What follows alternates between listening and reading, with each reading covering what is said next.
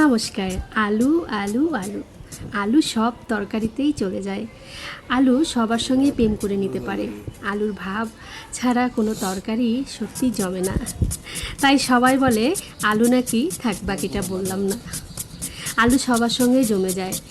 আলু দিয়ে ডাল, আলু দিয়ে সবজি, আলু দিয়ে মাংস, আলু দিয়ে ভাজি, আলু দিয়ে পরোটা, সব কিছুতেই আলু জমে ক্ষীর। যদিও আলুর অনেক উপকারিতা রয়েছে, কিন্তু তারপরেও অপকারিতার কারণেই অনেকেই পছন্দ করে না। মানে পছন্দ করলেও অনেকে খেতে চায় না, কারণ আলু খেলে মোটা হয়ে যায়। কিন্তু কি করার, আমরা তো বাঙালি, সব কিছু জেনে বুঝেও আমাদের খেতে হয়।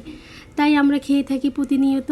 তো কারা কারা, কোন কোন দাদা দিদিরা আমাদের মতো প্রতিনিয়ত আলুতেই পড়ে রয়েছেন, সেটা অবশ্যই কমেন্টে জানিয়ে যাবেন। কেমন, বাঙালিদের তো আলু ছাড়া চড়া মুশকিল।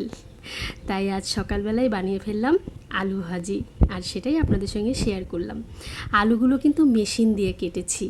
সবাই যেভাবে আলু ভাজা করে আমিও ঠিক ওই একইভাবেই আলু ভাজা করেছি, তাই রেসিপিটা বললাম না। তো কে কে আমার মতো আলু ছাড়া চলতে পারেন না, সেটা অবশ্যই কমেন্টে জানিয়ে যাবেন। ভালো লাগলে লাইক করবেন, কমেন্ট করবেন। টাটা।